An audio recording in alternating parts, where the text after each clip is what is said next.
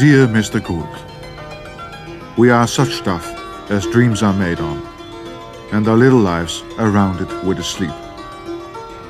This line from The Tempest by Shakespeare is the motto for a long television narrative to be broadcast in the Netherlands by VPRO Television, a project for which we are most kindly but urgently requesting your cooperation.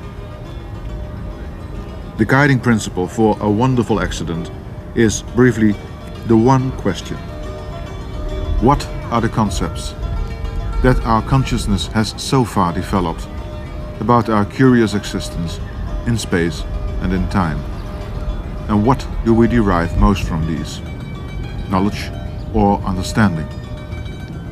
All right, with cheerful determinism, we have blown reality to smithereens.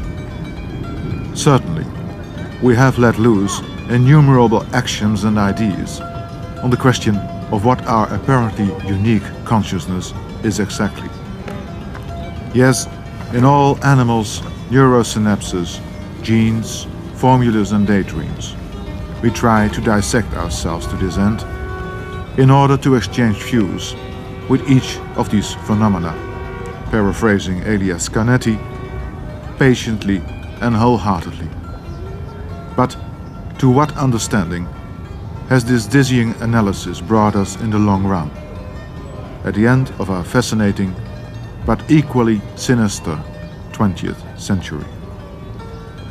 To the question about the meaning of life, everybody answers with the story of his own life, wrote the Hungarian author George Conrad. Well then, what were the questions that fascinated you when you were growing up? Which of those questions have been left intact by time? What questions keep you spellbound today? Are they not, partly at least, the same fascinations of your early days? We are not given to flattery. It is a custom that kills pleasant intercourse.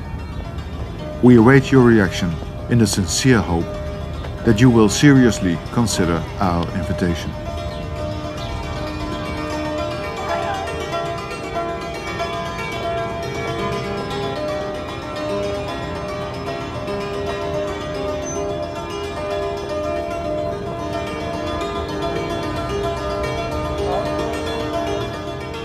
Dear Mr. Kayzer, it was very kind of you to include me in your fascinating project.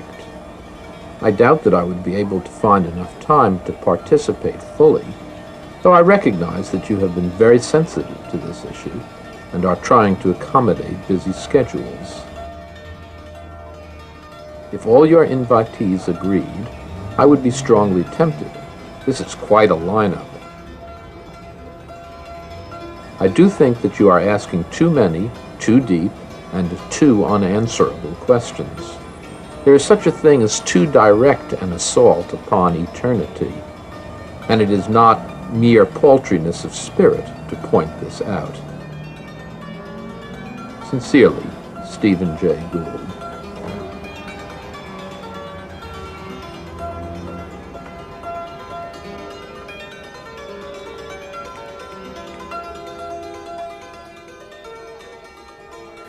He's a man who's been through personal difficulties with his own health, remains vigorous and energetic and interesting and open and honest. And I shall enjoy being with him. He's somebody I find thinking freely, moving freely. Oh, I think he's great, but then I don't really know him as a scientist. I know him as a popularizer. I love to read his books. I don't really know what he does when he's working.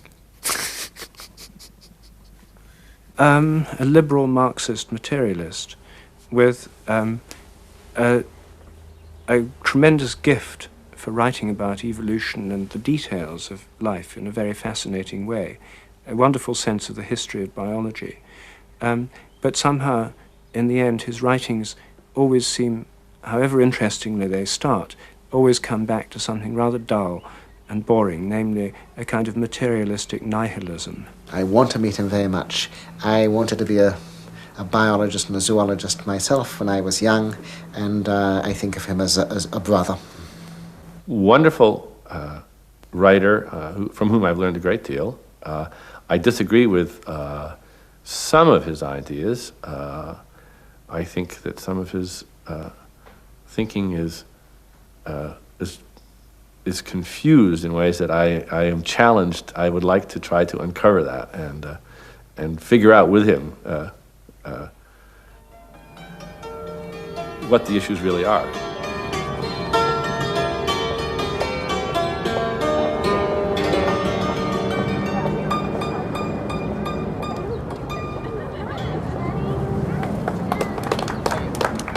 Op donderdag 9 april 1992 komen we aan op de campus van de Harvard University in Cambridge, Massachusetts. Voor het rendezvous met een van de belangrijkste, zo niet de belangrijkste paleontoloog van deze eeuw. Die meer dan fascinerend schrijft over de paradoxen van de evolutie, maar even meeslepend over zijn oude, heftige jeugdliefde, Joe DiMaggio, de baseballspeler. Terwijl we de set opbouwen in zijn werkkamer, loopt Gould even binnen. Hij meldt dat we maximaal 2 uur hebben voor de ontmoeting. We hebben per brief, per fax, per telefoon 3 uur afgesproken. Het is een marteling om de verhalen uit mijn boeken minder zorgvuldig na te vertellen, zegt Gould. De ontmoeting begint zowel lacherig als stuurs. Never know. Okay, the torture, but a fast one. Yes? Well, if fast tortures are more intense, they can be even worse. We'll see. Okay, we'll try. We try. Let's start. Yes, as far as I'm concerned. Bizar begin van de ontmoeting. Want vlak voor dat begin zei Gould me: ik haat interviews. Had ik tegen hem moeten zeggen: ik geef ze al jaren niet meer? Ik begrijp Goulds afkeer beter dan me lief is, of prettig voor de situatie. Daar rechts hangt zijn leermeester, Charles Darwin. En links de allegorie van zijn vader, een marxist van de oude stempel. Later zal blijken waarom Gould me ondanks zijn weerzin tegen interviews toch wilde ontvangen voor het vis-à-vis. Als hij me voor de 3e keer verwijt een romanticus te zijn. I know you are. I knew it from the first letter you ever wrote me. I've been trying to rein you in right from the start. What was the indication that I was a romantic from the first letter you wrote? Oh, it's full of such flowery statements about the ultimate nature of unanswerable questions. And nevertheless you decided to participate also. Mainly because you had such interesting people involved in it. Thank you.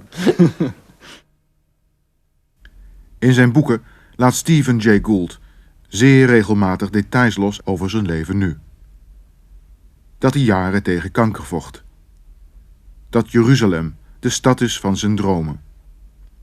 Dat hij geen alcohol drinkt en een supporter is van de New York Yankees. Geen enkel probleem verwacht ik als ik hem naar zijn kinderjaren zal vragen.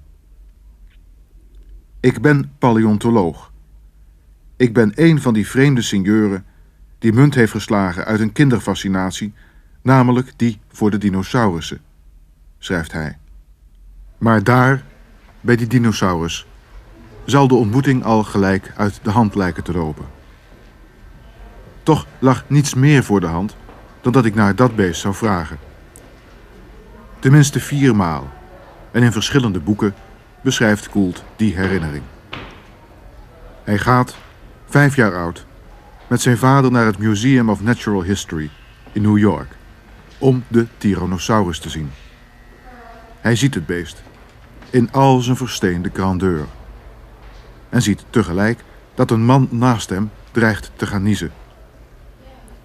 Ik begon onmiddellijk te bidden, Shema, Shema Israël, om te voorkomen dat het beest zou ineenstorten door de nies van mijn buurman, schrijft Gould. Toen ik met mijn vader naar buiten wandelde, wist ik wat ik later wilde worden. Paleontoloog. Het moet een beslissend moment zijn geweest in Goulds leven. Je kunt er moeilijk niet naar vragen. Een van zijn boeken, Ever Since Darwin, is zelfs aan zijn vader opgedragen met de tekst voor mijn vader, die mij de Tyrannosaurus liet zien toen ik 5 was. Oh, I don't remember what questions I was asking when I was 10. Like any kid, I used to lie in bed and wonder about eternity and infinity and all those unanswerable questions. Maybe I even realized they were unanswerable then. I remember I used to think, well, how can there be infinity? Because there must be a brick wall out there somewhere, but then there has to be something beyond the brick wall, doesn't there? Or how could everything have a beginning? Because there had to be something before the beginning. I don't think we're equipped to deal with those questions. I don't remember myself at age 10 very well. I have some photographs that show me where I was, but to capture what was in your head then, I think is almost impossible. I just want to know something about your childhood connected to your later career. Somewhere you write, at the age of 4, you wanted to be a garbage man. That is the first big goal in your life. Why a garbage man in New York? Because when I was a kid in New York, they picked up the garbage every day. Now it's only once a week. So every morning you'd see them come by with these trucks, and the men would jump off the truck and throw the garbage into the back of the machine, and it would whirl around. It just seemed like such a wonderful symbol of power. Would have been terrific. I didn't realize all the limitations of it. But anyway, all children go through their policeman and fireman stages. Nothing particularly Freudian in that. Garbage man is something different. Why not? Okay, at 8 you collected shells on the Rockaway Beach. And you divided your beauties in regular, extraordinary, and I don't know the third. Ordinary. Extraordinary, yes? Ordinary, extraordinary, and regular. That's a good classification. Yes, that was the age of 8 years old. My grandmother owned a house in the Rockaways, so we went there in the summers. Yeah, we did it for a few summers when I was young, but that's not where my main interest in natural history came from. It came more from going to the Museum of Natural History in New York City. At the age of 5? That's probably the first visit, but yes. I went there almost every month for most of my childhood. Can you remember this time you were talking of writing about it a lot? At the age of 5, you're going with your father to I've never understood that. Everyone who's ever interviewed me asked me about that. I maybe wrote about it once or twice. I've never understood why people consider it that interesting. It's an ordinary event. If you surveyed paleontologists throughout the world, you would find that a very high percentage of them got intrigued with dinosaurs as a child. It's so ordinary in my world, and yet anyone who's ever written anything about me thinks that's a wonderful, unusual event, that at age 5 I should have seen a dinosaur in the Museum of Natural History. That's the way most paleontologists get interested in the field. Dinosaurs are big and they're fascinating, and you tend to see them if you live in cities and you're taken to natural history museums. That same specimen of the Tyrannosaurus that I liked so much when I was 5, I used to talk to Al Romer, who was my great colleague in vertebrate paleontology, who died 20 years ago at age 80, so he was 50, 60 years older than me, but it was the same specimen that inspired him as a child back in the 1920s. Yes. For me, it was much later. Yes, but nevertheless, it is a fantastic story. You're standing there. No, it's a boring story. No, for me it's not. I'm sorry, it's a dull for me, story. it's interesting that at the age of 5, somebody knew that he wanted to become a paleontologist. But it's common for paleontologists. Yeah, but you not for translate common a people. childhood fascination into a career. Again, I think if you surveyed paleontologists, you would find that a very strong percentage of them were childhood fossil enthusiasts, either because they lived in a rural situation on a farm or near a stream where they could collect fossils, or because they were urban people and went to museums. Yes, but nevertheless, this awestruck encounter, as you wrote, is boring. I'm not going to talk about it. No? Okay. Met liefde schrijft Gould over zijn grootvader, die hem meenam naar de Ringling Brothers Sideshow, een variété van reuzen, dwergen en misvormden. Welgemoed begin ik over die opa. Heb de boodschap nog niet begrepen. I don't like autobiography. I wish you'd get on to intellectual things. It's private family stuff. A little incident that I don't want to talk about this. Okay. Not talk about your childhood I at really all. don't. Not also related. We talk about Rockaway Beach, what happened there, collecting shells. There isn't any. It's private stuff. Let's talk about other things. I don't consider myself a celebrity whose life is interesting. I'm willing to talk about issues. No, I just want to make the connection between your all daily research work and science and where it came from, the first fascinations in your childhood. That's... Okay. Gehaast blader ik door mijn aantekeningen en vragen. Zeker 2/5 kan in één zwiep overboord. Geen vragen over zijn kinderfascinaties. Geen persoonlijke vragen. Er dreigt een gevaar dat ik niet heb voorzien. Gaat deze ontmoeting mis, het is de eerste ontmoeting die we filmen, dan haakt Gould zonder twijfel af. En staat heel het schitterend ongeluk in één klap op losse schroeven. Mijn toch al verre van volmaakte Engels verandert op slag in het zenuwachtige steenkolen-Engels van het mondeling eindexamen middelbare school. Er staat meer op het spel dan deze ontmoeting alleen. Het is ook zo'n vreemde plek waar we hier zitten. We zijn ingesloten door fossielen en skeletten. Overal staan of liggen ze. In Goulds werkkamer, in de gang, in het aangrenzende museum voor vergelijkende zoologie. Alsof we in een reusachtige graftombe zitten, waar de godganse evolutie je op de vingers kijkt. We go to the theme of the unanswerable questions. I wrote you a letter, and you wrote back, state literally, I do think that you are asking too many, too deep, too unanswerable questions. Then I recall the point that you once made that somebody with half a brain could formulate big questions in his armchair. So I replied, perhaps this raises yet another question. What questions would be a priori useless meeting you? Well, here I am. What questions? We know about one sort of questions, the private ones, but the other ones, the big questions, are useless to ask. It's just that so many of the most important and fascinating questions that you can think of, we don't know how to answer. In principle, we wouldn't know. If you want to ask me what's the ultimate origin of the universe, I don't think that can be addressed, though in a sense one would surely like to know. If you inquire too deeply about the nature of infinity and eternity, I don't know that our brains are equipped to think about it. It's certainly not anything that science can address directly. What's always fascinated me since I started writing these popular essays in the 1970s, so I get a great deal of correspondence from non-scientists, and it's fascinating to get some sense of the errors, I think, that, and I'm not talking about specific mistakes, we all make those every day, but methodological errors that people who are fascinated with science but don't really have training in it make. And the errors are almost always errors of thinking too big rather than too little. Science, after all, is a powerful methodology. We've learned a great deal about the natural world. It's changed our perception of our own status, the nature of the universe. And so I guess people think that big science, therefore, asks the biggest possible questions. But God and dwells so you into think, the details. Or? But, yeah, God lives in the details. Your favorite motto. Yes.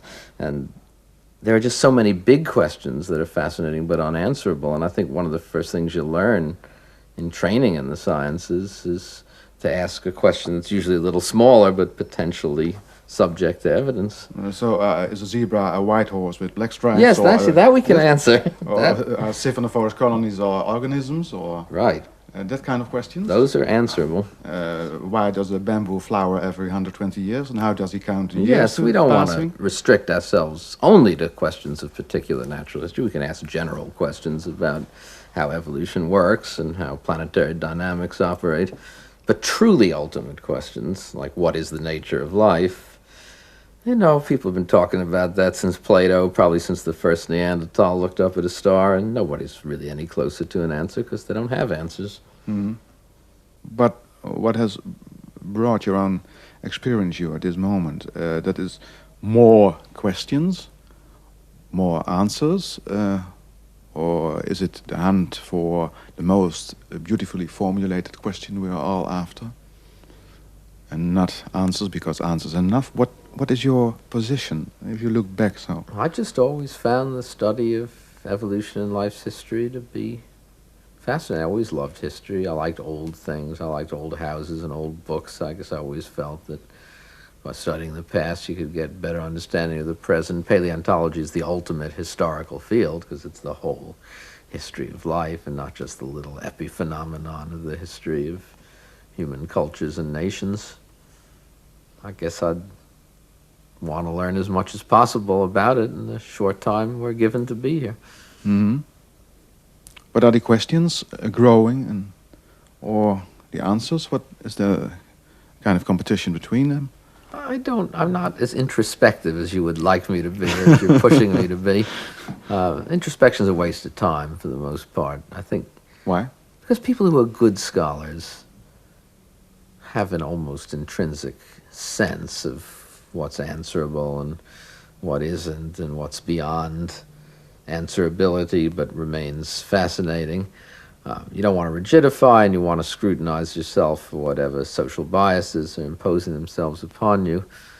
But I don't know, maybe philosophers do sit in their armchair every day and think about the nature of reality for with an half hour. a brain. Or... But I don't think most practicing scientists do. I think they just get on with their work. Nog even, en mijn nervositeit over een ontmoeting die dreigt mis te lopen, wordt tenminste even overvleugeld door verbazing. In A Wonderful Life schrijft Gould over de Burgess Shale, die gigantische fossiele vindplaats in Canada. A Wonderful Life, dat boek over die fossielen uit het Cambrium, is een boek dat vol liefde werd geschreven en dat onderhuids een en al romantiek is. Mijn boek over de Burgess Shale is een erebewijs aan fossielen die zo'n opwinding kunnen veroorzaken. In mijn vak, waarin je Quasimodo's jammerklacht zou kunnen opvatten als een optimistisch verlangen naar kameraadschap. O, was ik maar van steen, net als zij, schrijft Gould. Staande op de Burgess Shale verzucht hij dat dit het meest schitterende landschap ter wereld is. Hij heeft het over de mateloos fascinerende psychologie van de ontdekking. Tegenover me zit geen materialistische nihilist, zoals Rupert Sheldrake meent. Tegenover me zit iemand die de hartstocht van de momenten van ontdekking en inzicht kent en koestert. What was the most beautiful, what in German is called aha-erlebnis? That's what it's called in English too, so to speak. Yes? Well, one talks about aha experiences, so it's pretty close. If you go back in time, what was a moment that you thought, oh my God, here really there's something frightening? Or you're a hopeless romantic. You really are. Nothing of that sort. It doesn't work that way. It's irrelevant. It probably happened because I had an endorphin rush for some reason I didn't know about. I mean, there are exhilarating moments when your team wins the World Series. Once when I was singing Berlioz's Requiem and heard the 4 brass choirs and the 10 timpani booming into my ears all at once.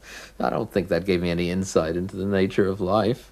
I thought You're you would romantic. say... There aren't peak moments like that. Or if they are there, they're phony. They come about when people are smoking too much marijuana, when they get endorphin rushes in the head. No, that's not what it's about. Just isn't. Not even when you're standing there at the Burgess Shale. Nope. This wonderful landscape. You can't program it. You go up. No, I don't say. No, you go up to the Burgess. No, the reason you go to the Burgess Shale if you're going to write a book about it is conceptual. It's a kind of pilgrimage. It doesn't mean you're going to have an out-of-body experience or a message of exaltation. I was happy to be there. I thought it was the right thing to do. I was glad I saw it. It would be immoral almost to write a book about it and never to stand there to get a sense of it. But it doesn't mean that when I stood there I got some enormous hormonal rush that made me feel the nature of the universe. In fact, quite the opposite. I'm not in great physical shape. It's a 4-hour hike uphill to get there. I was damn tired when I got there. Then you must be a wonderful writer, because I had the experience reading your book about Burgess Shale that there was this tremendous romantic feeling involved also. Oh, no, I'm an anti-romantic. I'm a profound anti-romantic. Romanticism is dangerous. Romanticism, untrammeled by intellect, gives rise to fascism, after all. You've got to fight against it. You're not going to get it out of me. I don't work that way. I don't think most people work that way. I think that's a romantic myth that comes out of literature and journalism. It's all a question of temperament. There are some people who get enormously excited and exalted when they see something that's new or exciting. For the most part, great discoveries aren't made the moment you find something. They're made over the months when you ruminate and think about it. The item itself that's the basis of that discovery may ultimately turn out to have been the trigger, but it's unlikely that you saw it all in one single moment. Also, again, it's a question of temperament. I suspect that many people who have great insights, when they have that insight, feel nothing more than calm satisfaction that something's resolved. And that's your attitude? Calm satisfaction? I'm not sure I've ever had great insights of that sort, but when I have something that resolves an issue, at least for me, I usually just feel calm satisfaction. Yes, and drink a beer and go to the Red Sox. I happen to be a teetotaler, so I don't drink a beer, but the equivalent of that. Vaag herinner ik me een opmerking van Gould in een van zijn boeken. De vraag heeft geen antwoord, omdat je de verkeerde vraag stelde. Geen idee in welk verband hij dat schreef, maar het zou het motto kunnen zijn voor het rendezvous tot nu toe. 2/5 van mijn vragenlijst is inmiddels van tafel. Ik begin langzaam te begrijpen waarom Gould 2 uur voldoende vond voor het rendezvous. Vraag Gould naar de Melkweg en hij begint over wormen. Vraag hem naar de zin van de schepping en hij begint over baseball. Ik was van tevoren gewaarschuwd. Moleculen, zebra's, bamboes die eens in de 120 jaar bloeien, de duim van de panda, de navel van Adam en de lach van de flamingo. Dat hadden de thema's moeten zijn. Per ongeluk komen we even in het goede spoor. What are the most fascinating animals? People, human beings. Just because they're so enormously diverse and full of capacity. But I don't know, I happen to like land snails because that's what I study. It's the whole other phase of my work, which is all these boring, highly technical scientific papers on the evolution of the genus Sirion, a West Indian land snail that lives mostly in the Bahamas and Cuba, which is particularly interesting because it has some 600 named species, most of which are invalid, but the point represented by those namings is that this is morphologically the most diverse land snail in the world. It has an enormous range of shapes. There are some that are as thin as pencils and others that are as round as golf balls. And so you get more diversity of form within a common design than anywhere else among snails, and that's an interesting evolutionary puzzle. You wrote that this Darwin worm book was fascinating you so much. It was his last book. He wrote it in 1881, a year before he died. Usually we expect that in old age, just before death, that a great scientist will write a pontificating philosophical treatise on the nature of reality. And Darwin didn't do that. He wrote a book on worms. So you might say, well, did he just become a doddering old naturalist? No, Darwin was very clever. He was interested in worms because they were, so to speak, a metaphor for his larger worldview. The worms that slowly churn the topsoil of England and make the topography, that work literally beneath our feet, that we never notice, that we think are insignificant because they're so small and lowly, are in fact producing the very soil that is the basis of agriculture. And therefore Darwin uses it as a metaphor for the importance of apparently tiny things when you extend them over long periods of time. And that's what evolution is, the extension of small change to Darwin over vast periods of time. So the worms become a metaphor for evolution and for the whole process of temporal change. It's a very fascinating book. Yes. What book will you write, so at the end of your days? Also a book about a tiny little pretty pebble? God, I'm only 50 years old. Don't rush me. No, but are you going to the bigger questions or just, again, the details, the pretty pebbles? Well, you try and do a little both. Yes. The joy of writing monthly essays is that they're explorations of little things, although they often address very big issues. I'm not at all inclined to write large-scale philosophical books about unanswerable questions. I think that's a pompous waste of time. God dwells in the details. Het is Goulds favoriete motto. Wormen, slakken, schelpen. Wil ik Goulds oordeel over de evolutie, dan dien ik te beginnen bij 1 heel klein beestje bijvoorbeeld. Dat beestje is er. Het heet Opa Binia. Het leefde zo'n 570 miljoen jaar geleden in het Cambrium. Het werd gevonden in de Burgess Shale. Het staat afgebeeld op een t-shirt in Goulds werkkamer. Zou niet iedereen met een beetje zin voor avontuur of een greintje respect voor het intellect zijn oude, zelfgenoegzame wereldbeeld willen inruilen voor iets dat zo bizar en wonderbaarlijk en toch zo reëel is als de Opabinia, schrijft Gould. Waarom is de Opabinia, de spil in de nieuwe kijk op het leven, niet bekend bij iedereen die geïnteresseerd is in de raadselen van het bestaan? It had 5 eyes, and it had a vacuum cleaner-like nozzle that extended off the front end, bent around underneath to bring food to a central mouth, and it had several segments behind with gill plates above body segments, which is the exact opposite of the arrangement in arthropods and other phyla. It's one of these early experiments in the history of life that was ultimately unsuccessful. Now, you can take a very conventional view of that and say the ones that lost were destined to fail, and it was just a competition and survival of the most perfect anatomical designs, and life was off on its upward march.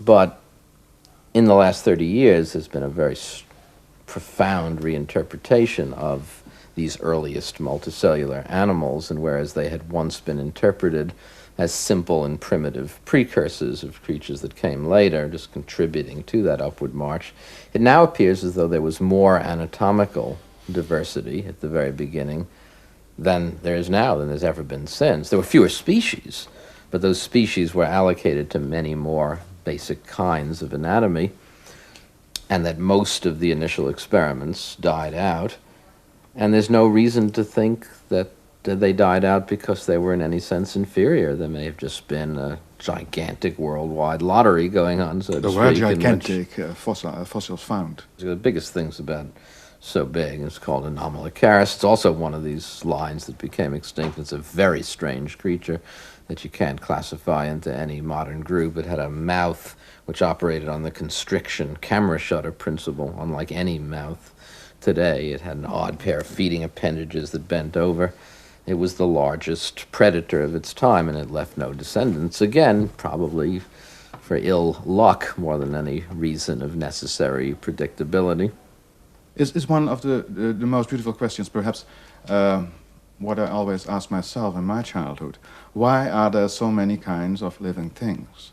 Is this question also a question that's unanswerable, so we don't have to discuss? No, because that comes out of general evolutionary theory, and it could have been otherwise. I don't say we know all the answers, but it's certainly an addressable question. Mm-hmm. If the world is Darwinian, as we think it is, it really just works out that way once you get the evolution of sexuality in complex multicellular creatures. They form populations, which are species, and then the nature of geological history is such that these populations occasionally get broken up, rivers change their course, continents split apart, mountains rise, organisms wander off, and once you get separate populations, they can then change in different ways, and so you end up with a diversity of creatures. I think it does fall right out of the mechanics of evolution. It's not there as because God wants the ornaments to be diverse and beautiful. It just works out that way, and we like it. Yeah. Talking about Darwinism, first point. If I am talking to people, what is Darwinism? There's a quote, survival of the fittest. And behind this is this paradigma of evolution striving upwards to our consciousness and appearance in evolution. That's all there is. That's the story. Well, those are two entirely different things. Yes. The first of which is Darwinism, and the second of which is a perversion, and has nothing to do with the essence of the theory, but is only the imposition of our Western biases upon an understanding that evolution occurs. Most fundamental is the idea of progress, which we desperately wish to believe so that we can see ourselves as unique, predictably and properly on top of this biological heap, so that we like to depict evolution as moving upwards from single-celled creatures predictably towards the eventual appearance of some self-conscious form like human beings. Now, along with progress, well, there's a bias of determinism, the idea that what happens for a definite cause and has predictability. There's certainly a bias of gradualism, the notion that this upward march shall occur step by slow and steady step.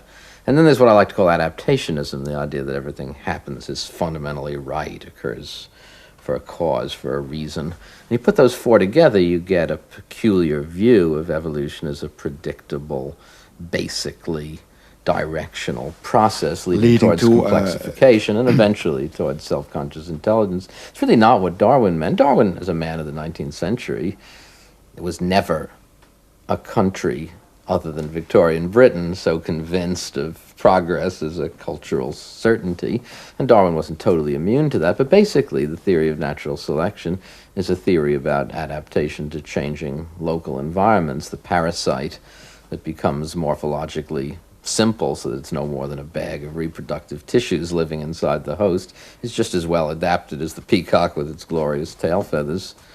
So Darwin's theory is really about local adjustment. It doesn't include any theme of necessary progress. Darwin was very clear on that. This very office that we're sitting in now in 1880 was occupied by Alpheus Hyatt, for example, who's an American non-Darwinian paleontologist who believed in necessary progress, and he had a long correspondence with Darwin.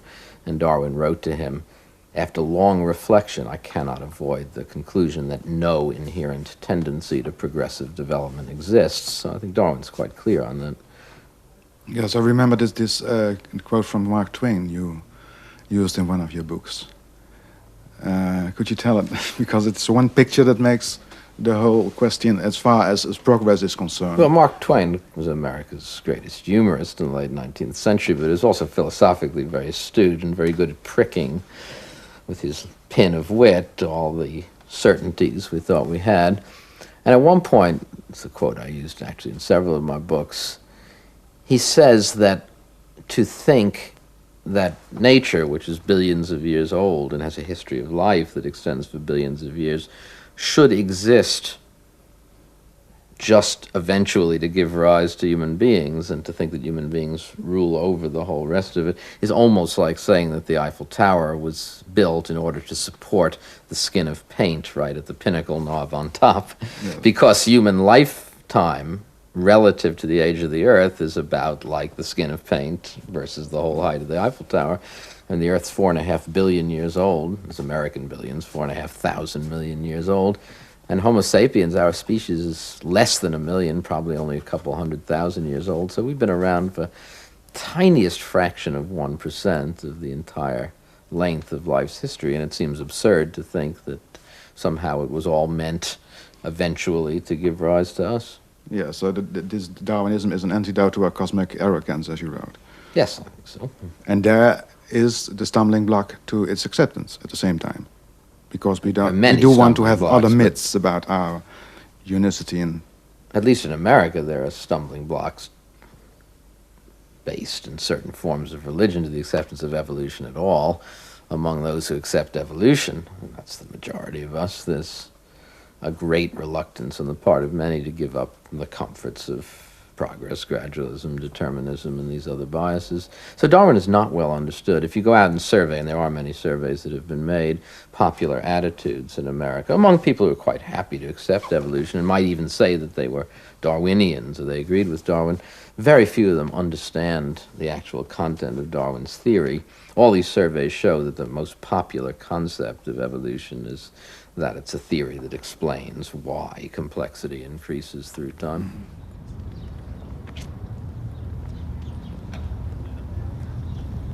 Als een evolutionist al in enige wezenlijke waarde gelooft, dan kan dat alleen de diversiteit zijn. Hoe kan ik er anders over denken, nu ik hier zit, met miljoenen E. coli bacteriën in mijn darmen, biljoenen neuronen rondkrioelend in mijn hersens, een kakkerlak op de vloer en een stinkdier in het afval buiten. Ja, zelfs hier in Harvard, Massachusetts, schrijft Gould. Hij had er op dit moment aan kunnen toevoegen en een nerveuze Nederlander tegenover me die opgelucht ademhaalt, omdat de dreiging van een stuklopend rendezvous even lijkt te zijn verdwenen. Vlak buiten de campus stroomt de massa. De mens is een onvoorstelbaar klein ding in een uitgestrekt universum. Een hoogst onwaarschijnlijk toeval in de evolutie. Een toeval dat zich in het rijk der contingentie bevindt, schrijft Gould. Contingentie. Het is Goulds werkelijke fascinatie. De fascinatie voor de schijnbaar onbeduidende oorzaken met de kolossale gevolgen. Ik herinner me, schrijft Gould, mijn eerste opwinding over contingentie toen ik 5 jaar oud Disney's film Fantasia zag. Ik zat in de duistere bioscoop en zag reusachtige brontosaurussen door een stervend landschap naar hun eigen dood strompelen, onder begeleiding van Stravinsky's Rite of Spring. Er waren dinosaurussen en nu zijn wij er. Dankzij de inslag van een meteoriet van ongeveer 10 kilometer in doorsnee, die een krater sloeg met een diameter van 150 kilometer en die een enorme stofwolk veroorzaakte, waardoor de aarde jarenlang in duisternis werd gehuld en het grote sterven zou beginnen. Er waren dinosaurussen en nu zijn wij er, dankzij een schitterend ongeluk van 1 seconde. Dinosaurs arose at the end of the Triassic period. They lived for 100 million years, more like closer to 150. They were doing very well. Mammals arose at the same time. That's an important part of the story. And for 100 million years, which is 2/3 of the history of mammalian life, mammals were tiny little creatures, never much bigger than that, never making any progress in competition against dinosaurs. Dinosaurs really did dominate the ecologies of large-bodied creatures for more than 100 million years. Now, we've known for a long time they died out 65 million years ago, and theories have gone back and forth, but in the last 10 years, the theory of catastrophic worldwide mass extinction triggered by the impact of an extraterrestrial body has very much gained in strength. There's a great deal of evidence. Dinosaurs were doing well, mammals were now outcompeting them. Now, we don't know why this period of catastrophe wiped out dinosaurs and why mammals prevailed, but there's no reason on Earth to think that the eventual success of mammals had anything to do with an intrinsic superiority or predictable eventual domination of mammals. After all, they had 100 million years to accomplish that against dinosaurs, and dinosaurs had continually held dominance over them. No, I think one has to assume that had it not been for this impact, which is the ultimate contingent event, the ultimate unpredictable bolt from the blue, dinosaurs would still be around dominating mammals. Why not? They've done it for 100 million years. There's only been 65 million years since then. So is the sine qua non of our existence? That's why I argue that. Insofar as there's no reason to think dinosaurs would have ever attained to levels of intelligence like ours, they hadn't for 100 million years. I think one has to assume that the impact was a lucky event that allowed the eventual domination of mammals. Now, if you start thinking about why, you can make various hypotheses. For example, dinosaurs were all quite large. It's true, people say they were small dinosaurs, but the smallest dinosaur was much bigger than the largest mammal. Large creatures have relatively small population sizes. In the face of catastrophe, small population size is a very good predictor of possible extinction. Large animals tend to be very highly specialized also. So it could be that dinosaurs died out largely as a result of their large size and attendant small populations, in which case mammals with smaller body size and much larger populations prevailed. But you can't say that small body size was a adaptation of mammals for survival through this future catastrophe. In fact, mammals were small for negative reasons because they had never had any success against dinosaurs. So in that sense, it's an ultimate bit of luck. What would have happened if the dinosaurs did not extinct? I expect they'd because still had be they around. any development to larger brains, for example, to one sort of consciousness, for example? No, why should they? I mean, I don't think it's a possibility within reptile design. You've had more than 100 million years of birds, which are dinosaur derivates, none of which are anywhere near those levels of intelligence. You had 100 million years of dinosaurs. I don't think it's a possibility of that anatomical design. No, I think had there not been that extinction event, dinosaurs would still be around. There would be no we wouldn't be here. Mammals would still be little creatures, and there wouldn't be anyone to make TV programs. Yes, and you said if you play the tape of history 1 million times from the beginning of the Burgess Shale, the Precambrian explosion, you doubt whether anything like Homo sapiens would develop again. If you do it 1 million times, 100 million times, what must I say? Seems unlikely. Well, I just give you could calculate the combinations. If you take groups of 10 out of a pool of 100, there are 17 trillion different groups of 10. So you never get the same result twice. All intelligence is of the conscious sort is vertebrate on Earth.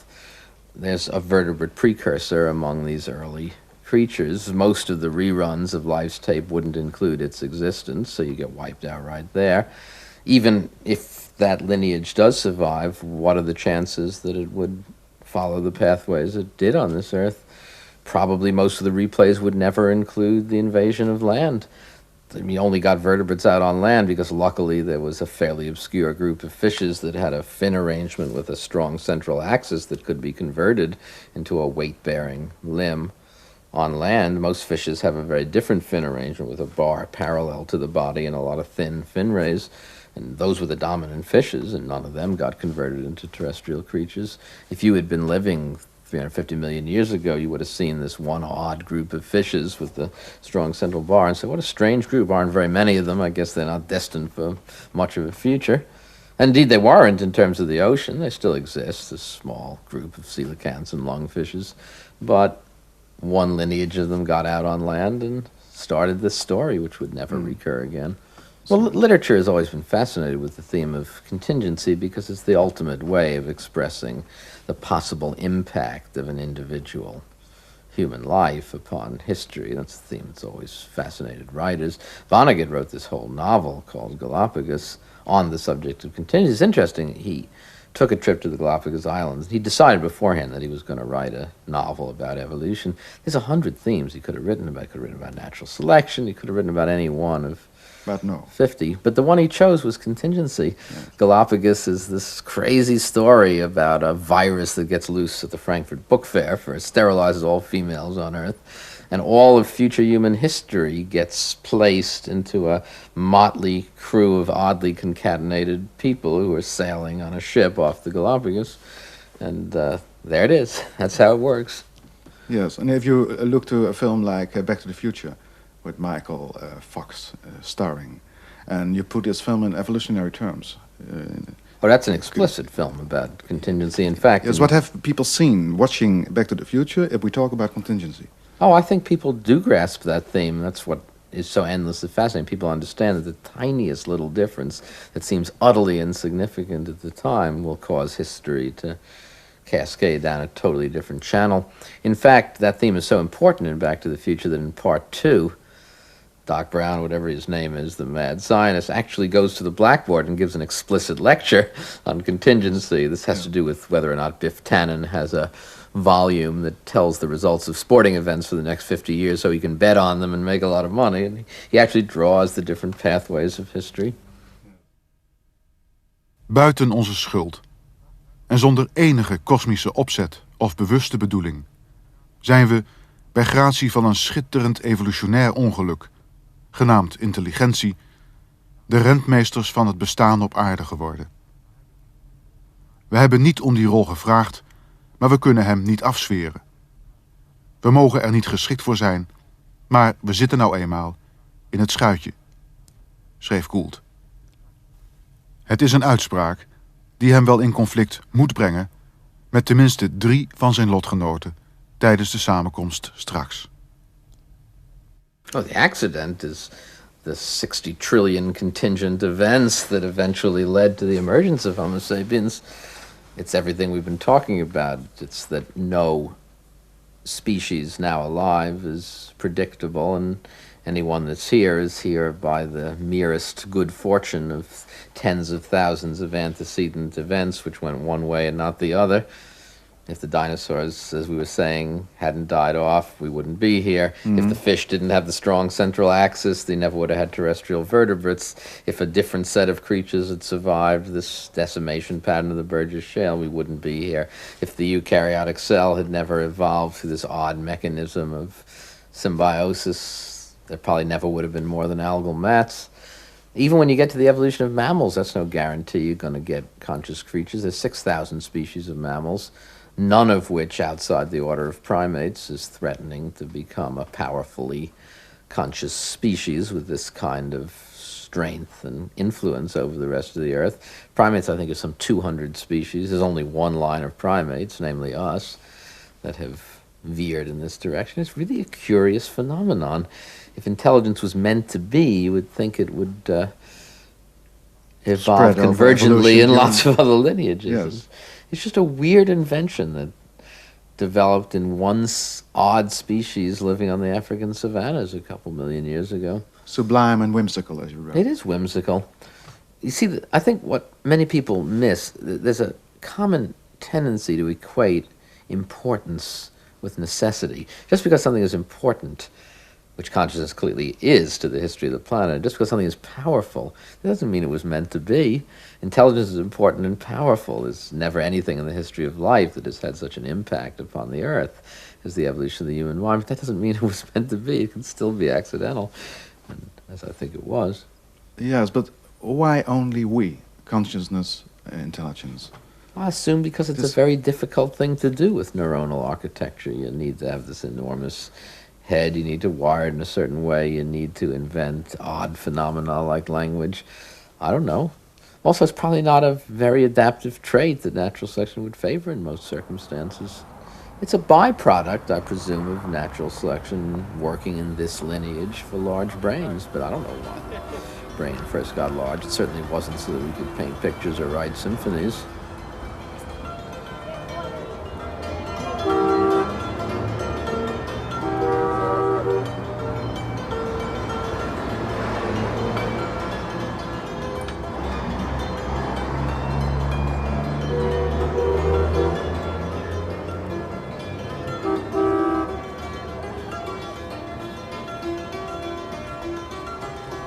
Een evolutionair ongeluk.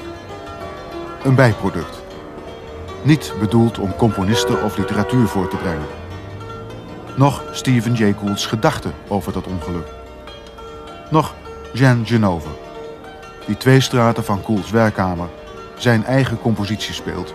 Streams of Consciousness. Blind toeval. Ons bewustzijn. Waarom worden chimpansees nooit straatmuzikanten? Waarom schrijven ze eigenlijk geen gedichten? Waarom zullen ze nooit de nachtwacht schilderen?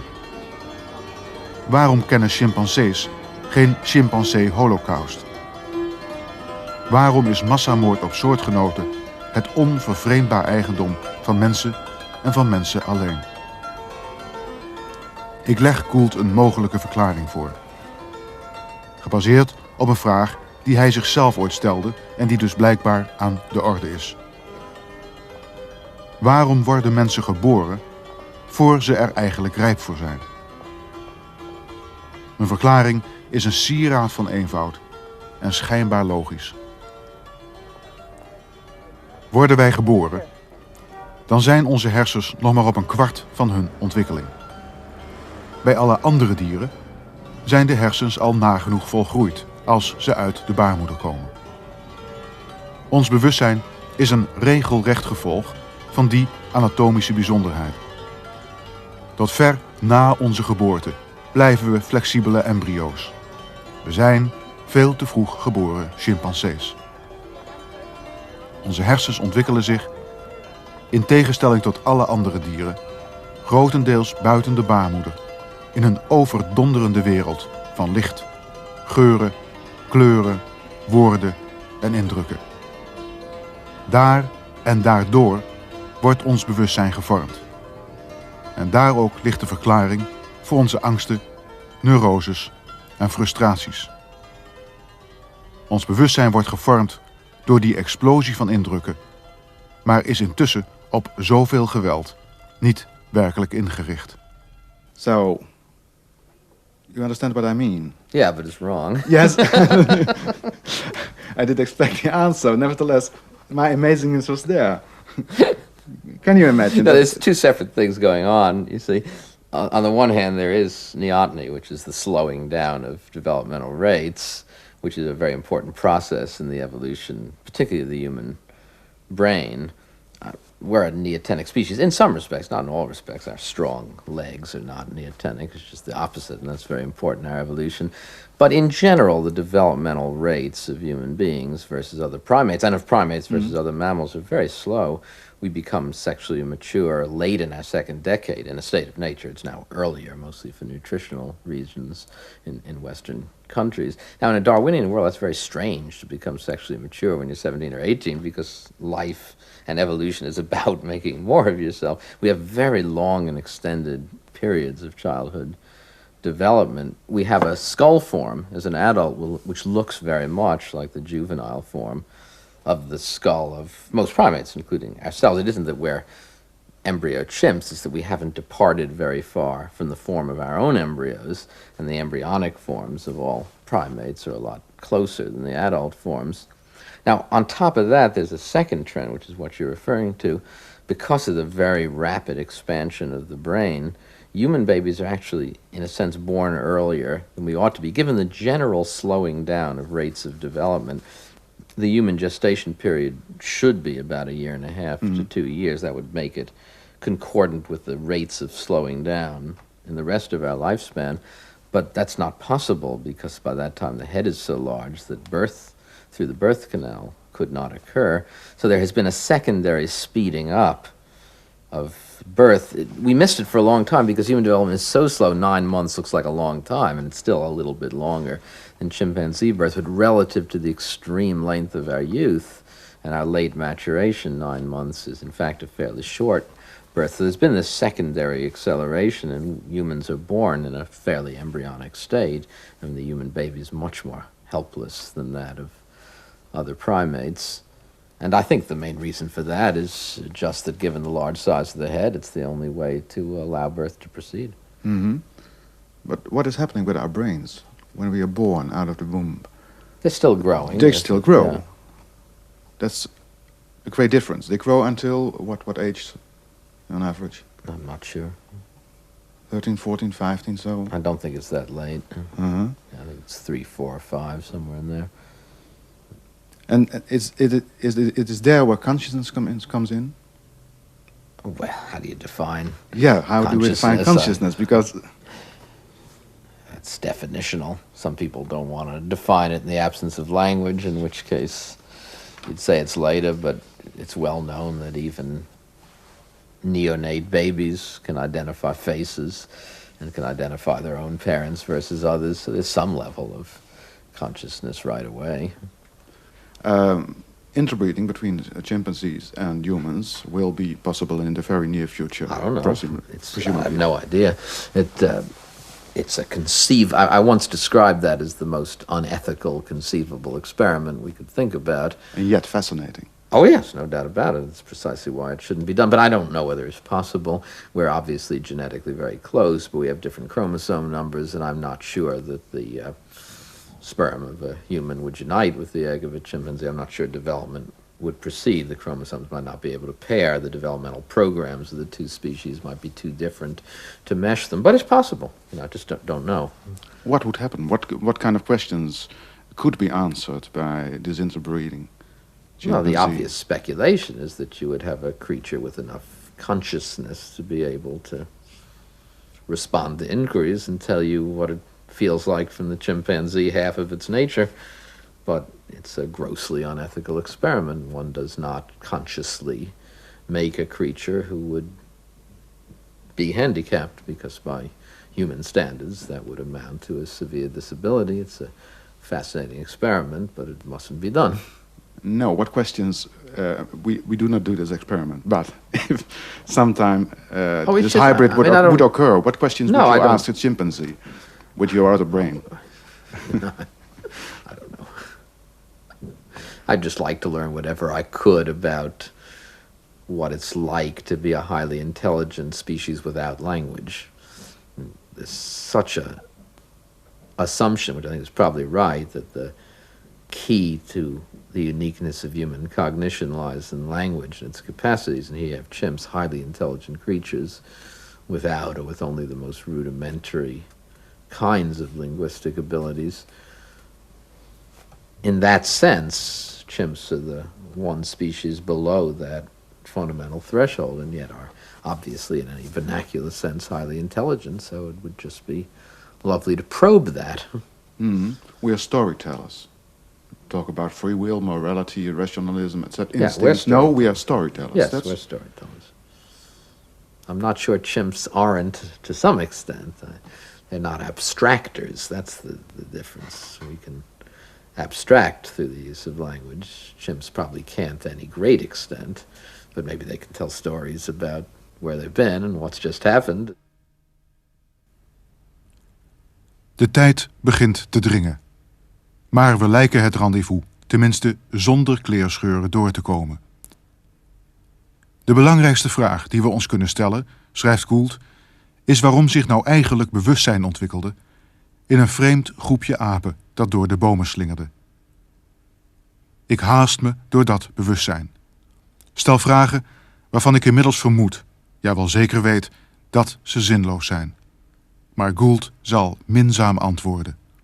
In dat fossiele paleis waar honderdduizenden van onze voorgangers liggen. Keurig gelabeld en gerangschikt.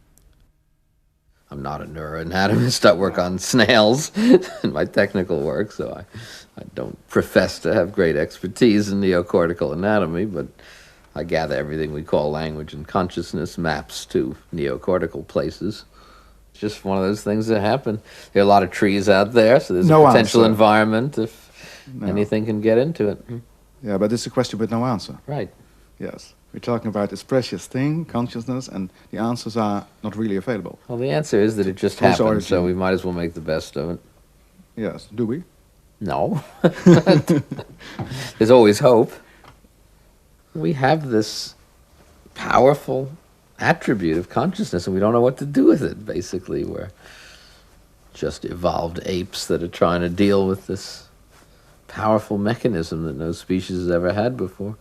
This powerful mechanism, and we are sitting here, and if I ask you, what is this powerful mechanism? You say, it's a powerful mechanism. Is that about what we can say about consciousness? That seems reasonable. Look, no, I mean, when you talk to Oliver Sacks and Daniel Dennett, I'm not a brain scientist. I don't know a lot of the technical details. No, a lot is known about the brain and how it functions and the nature of cortical localizations and a whole variety of things. It's just nothing in my range of expertise.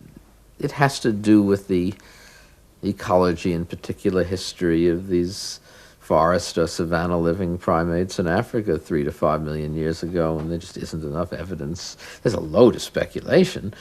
There are male-based theories of fighting, there are female-based theories of gathering, there are social-based theories of cooperation and family structure, there are any number of theories. I wouldn't even call them theories, they're speculations. I don't really think there's a great deal we can know about that. But how amazing is it? We can think about it. It's amazing in terms of its effects. Yeah. Yes. What are the effects? Well, if you see it from a Darwinistic side. Yeah, no, think of it. Life has been around for 3.5 billion years, 3,500 million years. It's an immense amount of time. There has never, in all that time, been a species so capable of changing the Earth's surface, of intervening globally upon its climate, of wiping others out to the extent that human beings have done. Now, all of this is the product of just a few thousand years, because even 10,000 years ago, there was no human culture that was on a global scale, altering the Earth very much. You sort of talk 5 to 10,000 years, you can't even measure that geologically, that's just an instant. And basically what it's done is it's imposed a very different system of change upon nature. You've had this very inefficient Darwinian system. Darwin is a very inefficient system because you've got this two-step process of variation, and then natural selection imposes itself upon the variation. But human cultural evolution is enormously more powerful. It's not confined to one species, it's not as widespread, but it's powerful because it's Lamarckian. What you learn in one generation, you teach directly to your children. And that doesn't happen in nature. The reason why natural evolution is so slow is whatever happens to you in your lifetime doesn't have a particle of difference, doesn't change your genetic structure. You have to wait for the lucky small-scale variation. But as soon as you have a Lamarckian system operating, which occurs in cultural evolution, where anything you invent or learn or discover immediately accumulates and gets passed on. You have this powerful accumulative mechanism that doesn't exist in nature. And then on top of that, you have the possibility of joining lineages. When one culture invents something, other cultures can get it. In nature, when one species develops something, it can't transfer it to anyone else. Each species is its own unique entity, and there's interaction, but there's never amalgamation. Whereas in human culture, you have this complex reticulation. So I think for those two reasons, the Lamarckian character of the accumulative inheritance of knowledge and technology, and this reticulating property of discovery and invention, cultural evolution is so fast. I mean, in a microsecond, something you couldn't measure in Darwinian terms, the whole surface in the of last the planet 10,000 years. has been transformed. Yeah, is that the reason that you once stated natural sciences do meet their limits? So history is uncharged. Well, it's related to it in the sense that there has been no change in human body form or biological construction during the last few tens of thousands of years, and therefore everything that we call civilization has been built by this unaltered body and brain. Now, there's a biology behind it. There's the biology of the basic body and brain that makes it possible, but the growth and expansion of civilization has nothing to do with biological change. We're the same people our Cro-Magnon ancestors were when they painted the caves of Lascaux.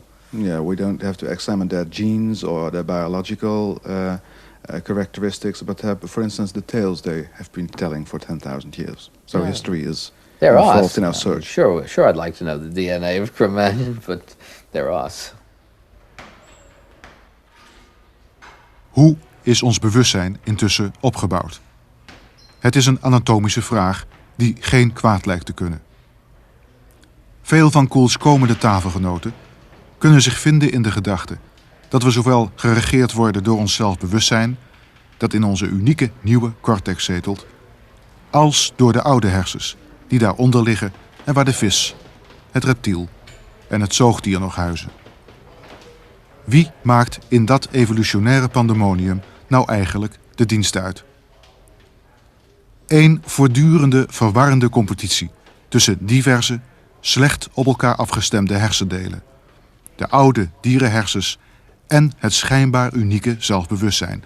Dat vooral vormt ons gedrag, opper ik voorzichtig.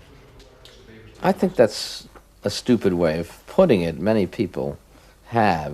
All that comes out of Paul MacLean's work in America, and Carl Sagan wrote this book on the dragons of Eden. I think it's quite wrong to say that there's a primitive brain which is the source of everything nasty that we don't like, and then you just pile consciousness on top of that, because it's not that simple. The basic theme is right, that there's a long history of the brain, and we've built our large one by modifying and adding quite a bit to a retained core, but it seems so foolish to identify everything we don't like about ourselves and all the emotions we don't care for to something deep in our past, and then everything we like, everything that has to do with either intelligence or altruism or moral behavior as part of the neocortex. I don't think that's right. What we inherit from our past is also a propensity to cooperative behavior, because that's been part of evolution from the start. So the theme is basically right, that you're building a much larger new brain on top of a phylogenetic legacy of a past. But the idea, the naive idea that there's a reptilian layer and then you just simply add everything that's good on top of it, I'm sure that's wrong. It's not what you do. You don't add on top of what was there. You reconstruct everything. So if Freud is talking about his phylogenetic instructions of it, for instance, a child has his phylogenetic consciousness already by birth, he is saying. Well, yeah, but Freud's theory is not so broad in scope. For Freud, what you're recapitulating is the history of a human past. So if you go through anal, oral, and genital stages, they're really very late stages of a primate lineage. And for Freud, anyway, it's all based on Lamarckian inheritance as a justification, which doesn't work. I think those are the aspects of Freud that are least defendable. And if Oliver Sacks, for instance, talks about pre-human memories that go back to the darkest corners of existence. Oh, yeah, no, I have no doubt there are phylogenetic heritages, maybe even very specific ones, that are well pre-human, but that still doesn't imply that there's a reptile brain upon which you have added layers. There is a reptile brain which has been reconstructed, some of whose content is retained. Het bewustzijn van walvissen. De gedichten van Thomas Hardy. De werprituelen van de New York Yankees. De geologische tijd versus de diepe tijd. Joe DiMaggio. Hoeft 2/5 van de vragen niet meer gesteld te worden. De resterende hoeveelheid is nog steeds lachwekkend groot. Goulds studenten staan vermoedelijk al op de gang te wachten. God, de blinde horlogemaker. Pagina 31 van mijn aantekeningen. Daaronder Goulds kinderjaren en de Joodse erfenis. De sfeer is vijandig nog gespannen. Moet ik het er alsnog op wagen? Gould vragen naar de Joodse jongen in New York, ooit, waardoor hij wellicht alsnog afhaakt. Hij is gefascineerd door eugenetica. Het thema duikt regelmatig in zijn werk op. In hoeverre zijn de Shoah en het altijd weerkerende antisemitisme een inspiratiebron? Hoe werd er thuis over gesproken? Niets daarover is direct terug te vinden, alleen heel indirect. Wat Jeruzalem betreft heb ik tenslotte Psalm 137 begrepen, schrijft Gould. Indien ik u vergeten, o Jeruzalem, zo vergeten mij mijn rechterhand. Mijn tong kleven aan mijn gehemelte, als ik uwer niet gedenk, als ik Jeruzalem niet verhef, boven mijn grootste vreugde. Ergens anders schrijft hij dat hij gruwt als hij in de Matthäus Passion de woorden moet zingen die eeuwenlang een legitimatie waren voor antisemitisme. Zijn bloed komme über uns und unsere Kinder. Veel meer is er niet. Omtrekkende bewegingen. Het blijft het motto. How are we doing with this wonderful consciousness that sets us apart from Fairly badly in moral terms, but that merely illustrates that it didn't arise for reasons of our higher moral developments. Our brain gives us the capacity to do all sorts of wonderful and all sorts of terrible things, and we do them all. Yes. You said morality cannot be taught by nature. If you seek in nature for morality or free will or rationality, you won't find it. But, for instance, not well, those morality. Are all different. You certainly won't find morality, which is a question of how we ought to behave. An issue like rationality may be subject to definition, but moral questions are questions about oughts. Nature, as science understands it, is a factual set of properties. There's no way you can go from the facts of nature to the oughts of action. They're just different things. No. Nature is non-moral? Yes. Amoral? No, but it's you would non-moral. clumsily... Morality is just not a... It's not a theme. And lots of things happen in nature that are horrible by our standards, but Darwin wrote a famous letter to Hooker in 1856 where he says, what a blundering... No, he didn't say. He says, what a wonderful time the devil's chaplain would have with this immensely blundering, wasteful, and inefficient ways of nature. And of course, that's right. All sorts of things happen that are horrible in human terms. I wrote an essay once about the famous wasps of the family Ichneumonidae that paralyze caterpillars and lay their eggs in the living flesh of the caterpillars. The little wasp larvae are born and they proceed to eat the caterpillar from the inside while the caterpillar is still alive. Now that just sounds horrible by our standards, but you're not going to lay moral blame upon the wasp. It's just playing Darwin's game and has found a way to win it for a while, that's all. Yes, but if we can't find morality in nature, for example, we have to find it in ourselves, you wrote. Right. Well, what kind of a job is that? It's not a job for scientists. No. It's a job for philosophers and theologians and all people of goodwill. It's a job for all human beings, but the answers aren't going to come from the factual nature of science. But if nature is non-moral, why should we be moral? Isn't this... I think there are 2 or 3 separate reasons. One is if we're not, we end up killing each other. So there are very practical reasons. Take a simple moral principle like the Golden Rule. Basically, it's a negative feedback principle that allows societies to be stable enough so we can continue on. Otherwise, anyone who seizes power just seizes more of it, and you're into positive feedback loops that kill everybody off ultimately.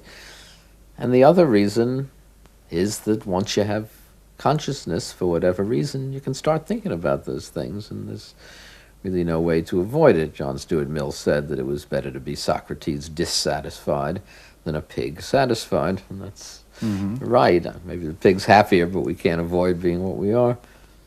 Yes, we are doomed to freedom, like Jean-Paul Sartre. I think that's right. Might as well make the best of it and find it exhilarating. Would you define yourself as a religious man or not? No, not particularly, but that's just a personal preference. I have complete respect for those who don't agree with me, because these are unanswerable questions and people reach their own personally satisfactory solutions. Yes, but everybody, if for instance, the word God is mentioned or sounds somewhere in a room, there is a kind of reflection from your childhood or whatever, as a desire or just rubbish. But it means so many different... Is this the word any meaning to you?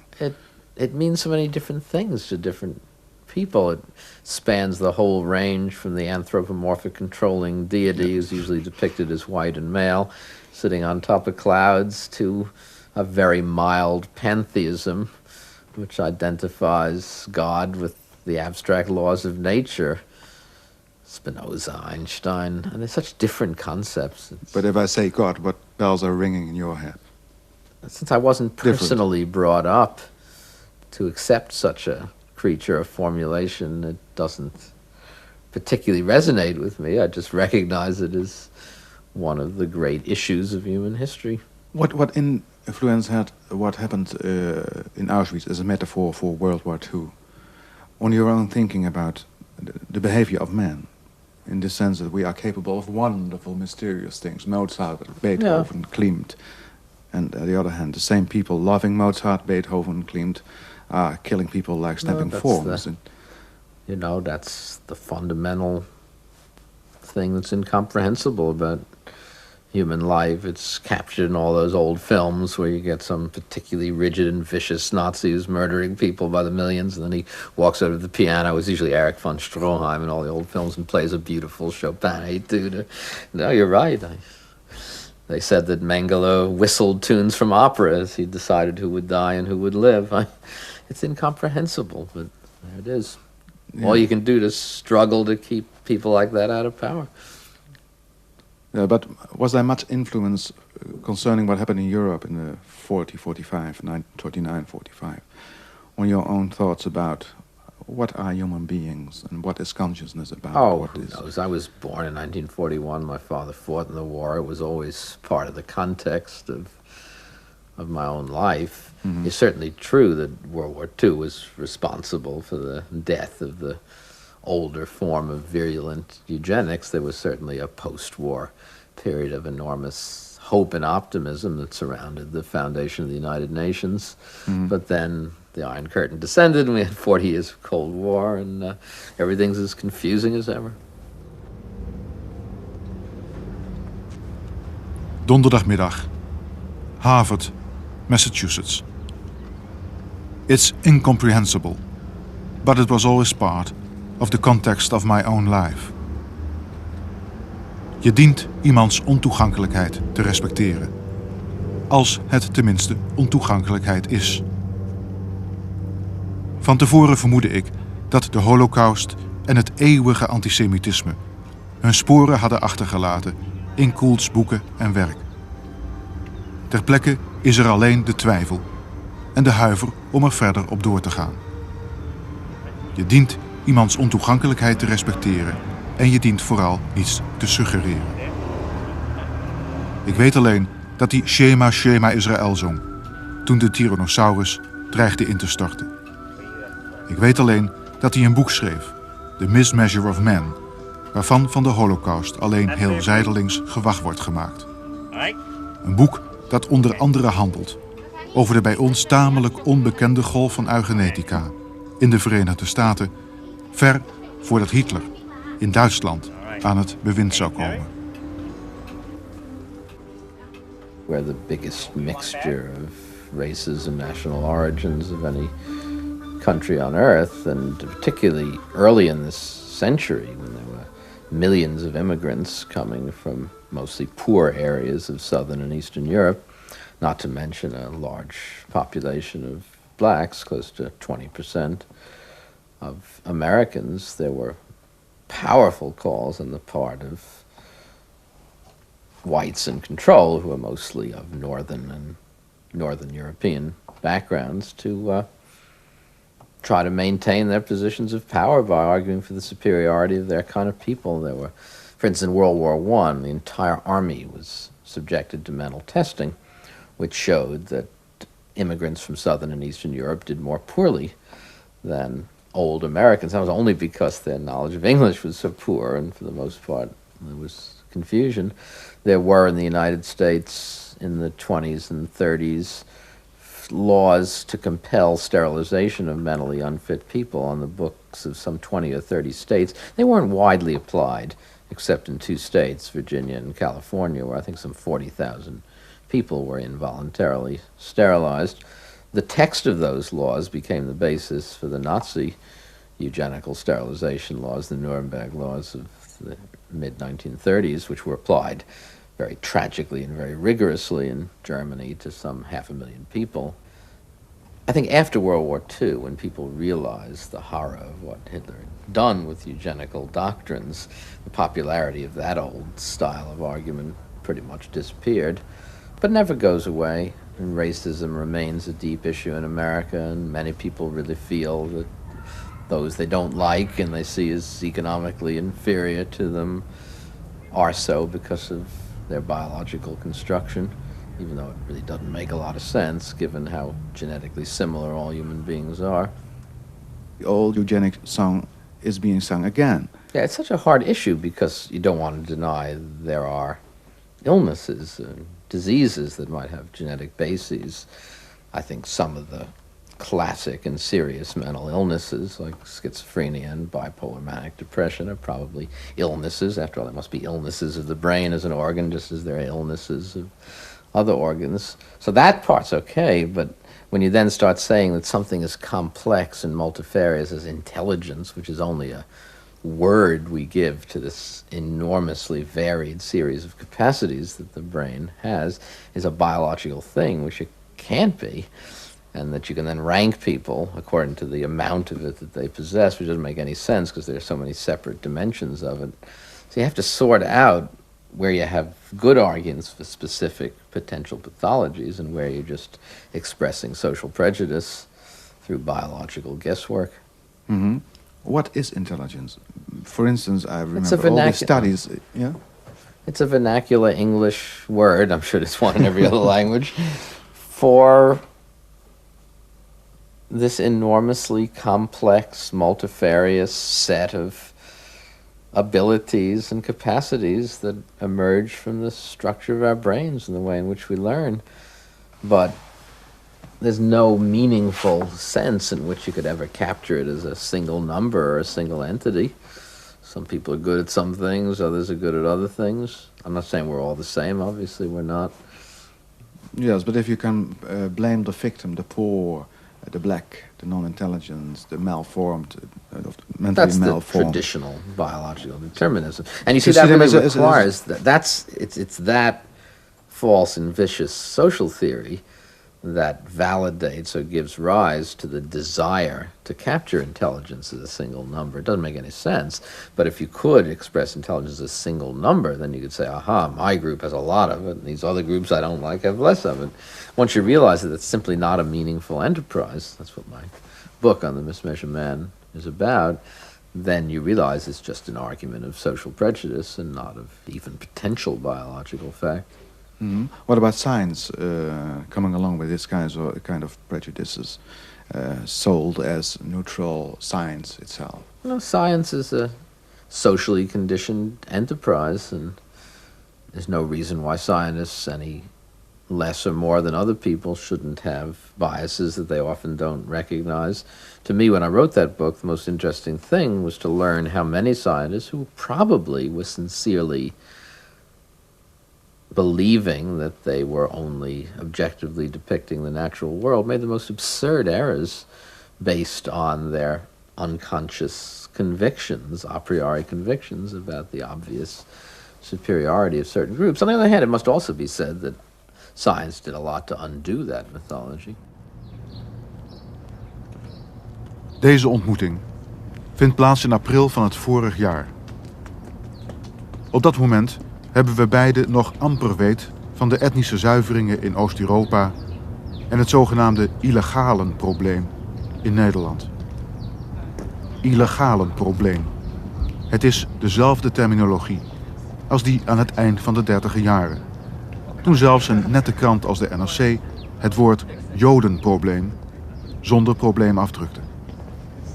De sociobiologie zal het thema worden voor de komende 10 jaren, schrijft Gould. Het doordrenkt langzaam maar zeker onze massamedia. Dingen die nu nog pervers lijken, kunnen heel snel gemeengoed worden, zei Freeman Dyson eerder. Als wordt bewezen dat zwakzinnigheid het effect is van 1 enkel gen, schrijft Gould, ligt het pad naar eliminatie open. Voorkom dat mensen met zo'n gen zich voortplanten. I think the main danger is we don't recognize or sufficiently acknowledge the impact of unpredictable history upon us. We start to think of humans as a collection of determined behaviors through natural selection. I think that's just a wrong approach. History is rich and unpredictability is great and flexibility is enormous. Yes. But what are the dangers? Because I think this biological determinism, so to say, the danger is really rising. Yeah, I do too. And the danger is the one that's usually been associated with its political spin-off, that it will be used by oppressive regimes to justify the status of people they're torturing or depriving.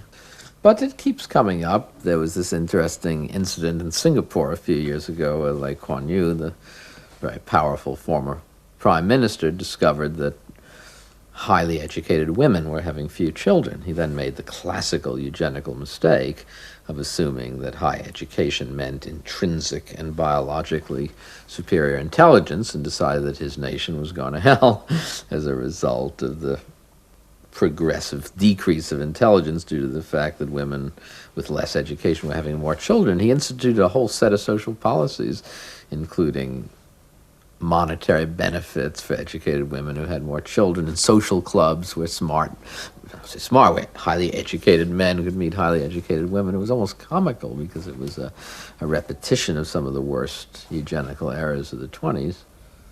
So yes, it keeps coming up.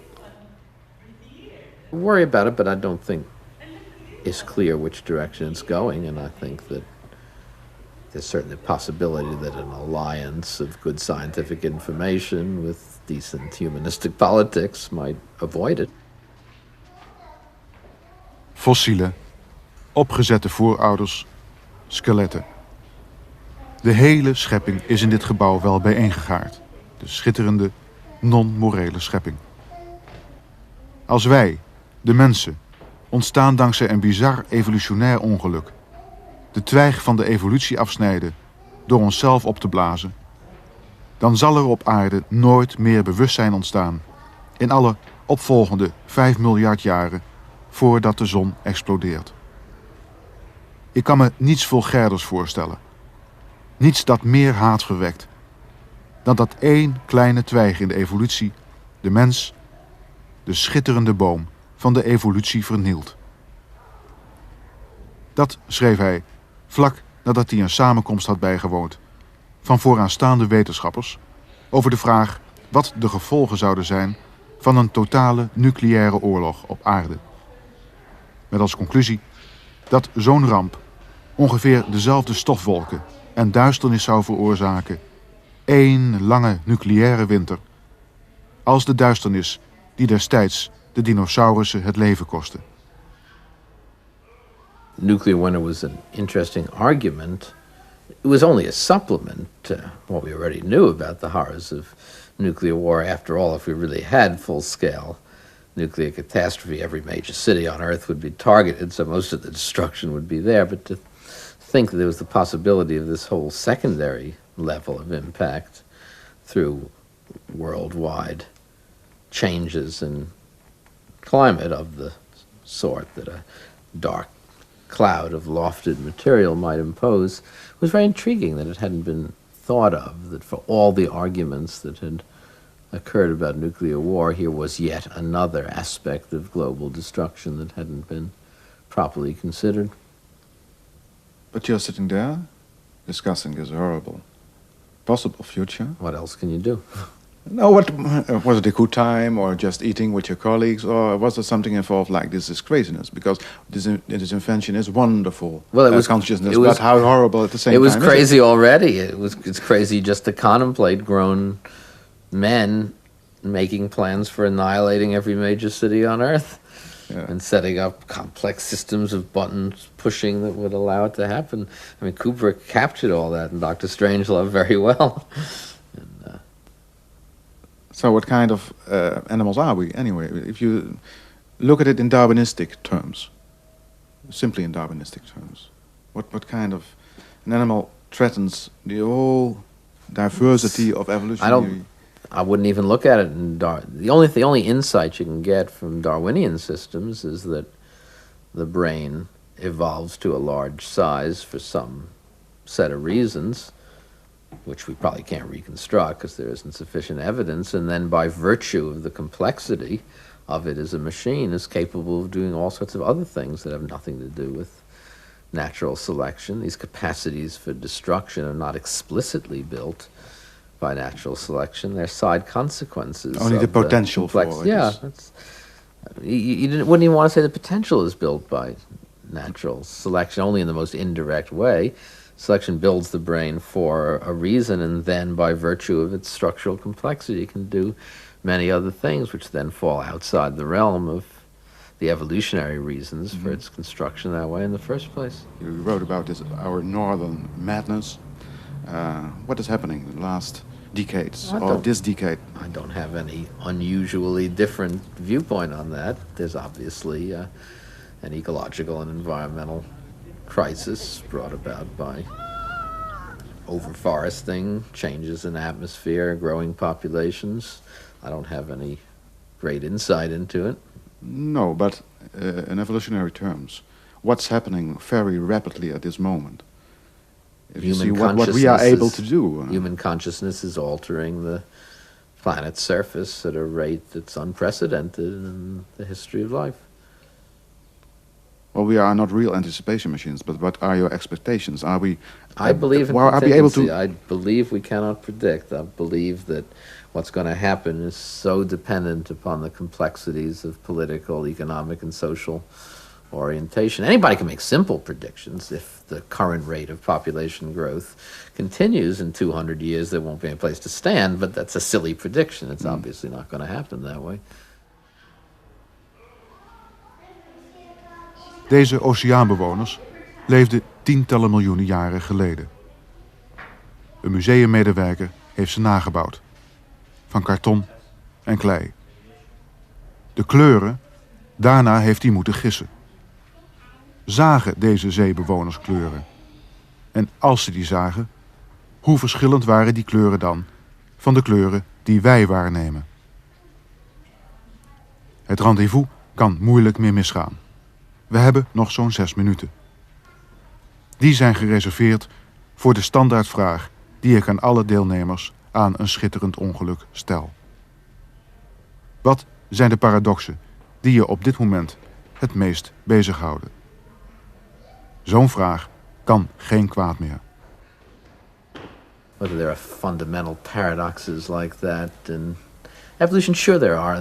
The one I work on in Punctured Equilibrium, that on the one hand it looks as though to define evolution at all you ought to have slowly transforming sequences, and yet the geological record is one of fits and starts, which seems to be contradictory to evolution meaning smoothness, but there is a resolution.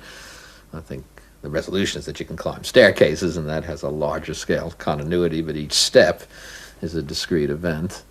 There's a paradox in the very definition of species, because if you believe in evolution and there's a single transformation, you oughtn't to be able to define species as anything other than an accidental moment in time in a transforming lineage.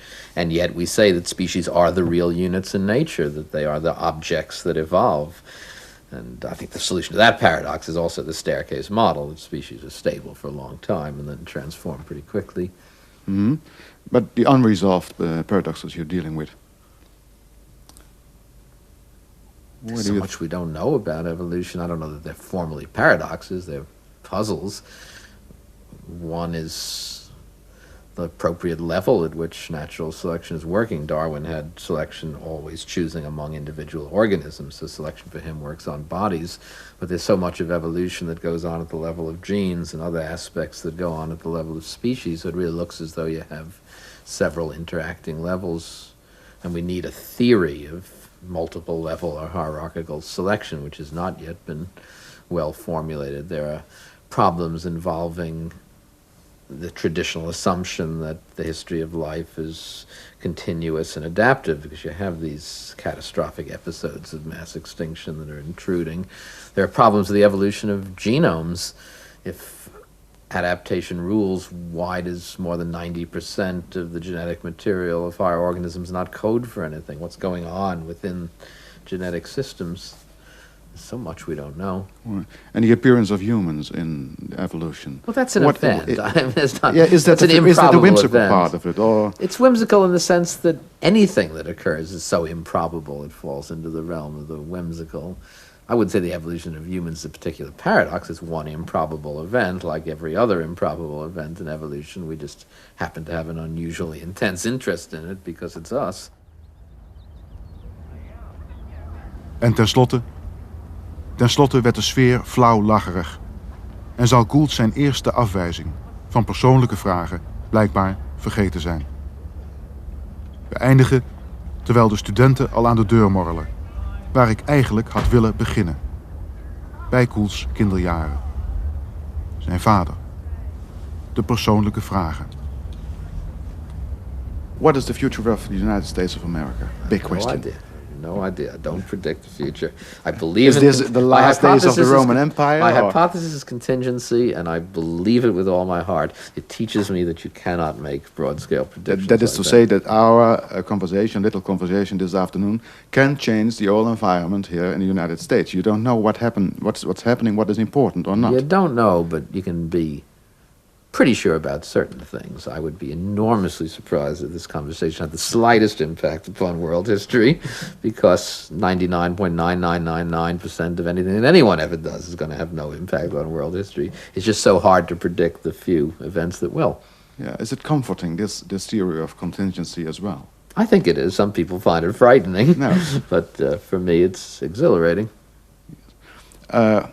Two last questions, and then you've got to go, you've got your students. About these unanswerable questions. What questions did you ask your father? Why is the grass green? Why is the sky blue? Why does the moon have faces? What did you ask your father? What did your son ask you? And how different were the answers? Was there any progression? Oh, sure, they were very different. It was different generations. My father was an idealistic Marxist out of the 30s, which is a common political attitude in this country and elsewhere, and I got pretty straight-line Marxist answers to most of my questions. He also was a great optimist. He fought in World War II. He believed that the world could be reconstructed in a better way afterwards. He was disappointed by a lot of what happened, but I was growing up by then.